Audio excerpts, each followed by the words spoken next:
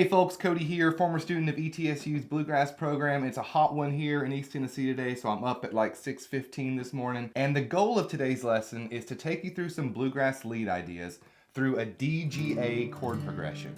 So remember, this is a 1-4-5 progression out of that D position, which is the exact same thing musically as a G-C-D progression. As always, if you find this content helpful or useful, feel free to hype it up or subscribe to the channel down below. And if this lesson is way out of your wheelhouse, check out my beginner-friendly bluegrass program, Flatpick Foundations, where I take you through the whole thing from basic chords all the way through instrumentals. More information on that at the end of the program, or go to this website right here. Let's get the tab up and get into this lesson.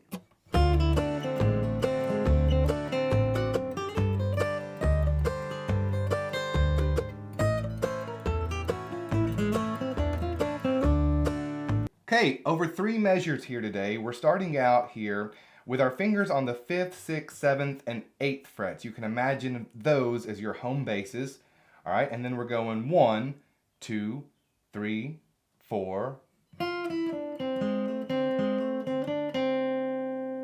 One more time, a little bit slower. 1, 2, 3, 4. All right. Starting on the 6th fret B string, all right, making this lick come alive really with this hammer on from the 6th fret D string to the 7th fret, and then an upstroke on that G string.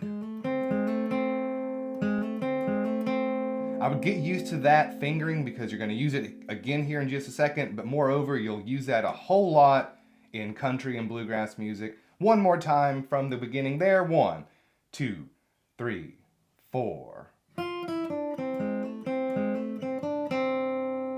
All right, moving on into the measure that's over that G chord here.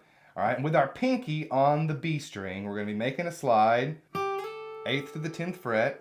All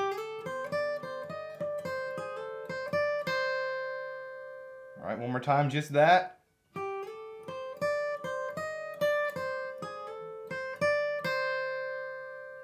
All right, good. And I'll put that all together. 1, 2, 3, 4.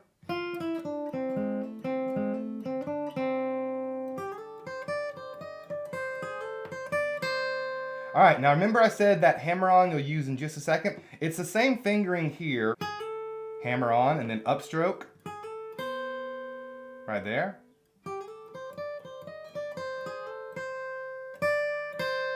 All right, and again, if you just kind of get used to your fingers making that, you're going to find that so many places in bluegrass music.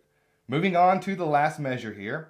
You can think of our fingers here, kind of where we landed as our home bases. 8th, 9th, 10th, and 11th frets here. 1, 2, 3, 4.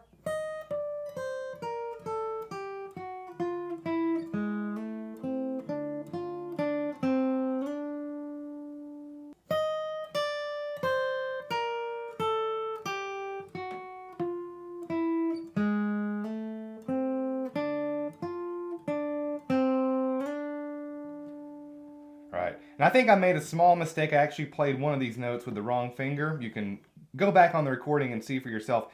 It really doesn't make a difference. All I'm worried about there is just my timing if I screwed up. And here's what I did. I went.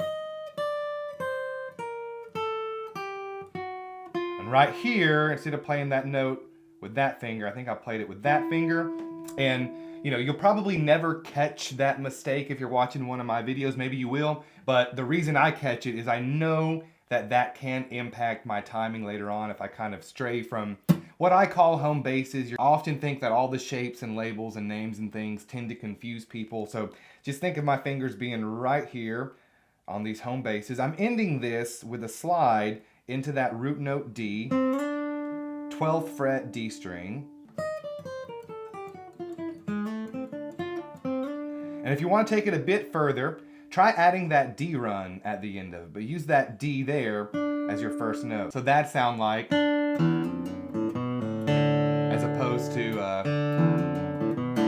using that open D string there. And that's just an extra thing to add on to the exercise. Maybe that's easy for some folks, maybe it's more difficult for some folks. This whole exercise will be approachable to some players and then give other players a nightmare. Just keep working on it. Remember a couple tips here. You're always wanting to alternate between your down-up picking pattern for the most part. I say that, and as soon as you go find a tab with all the pick directions on that, it'll probably be nothing like that, but that's the general rule, and that just makes your right arm be able to play these up to speed. So just always work on that down-up picking pattern.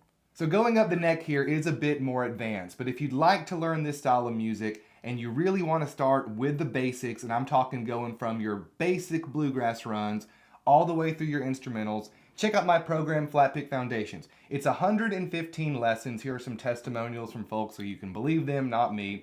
And it takes you through the entirety of learning this style of music. I made it because I think that a lot of the stuff online is just over the head of a lot of players, and that's why a lot of folks don't get into the style of music. Or it's too intimidating, or I hear some folks go, I think I'm too old to learn that bluegrass stuff.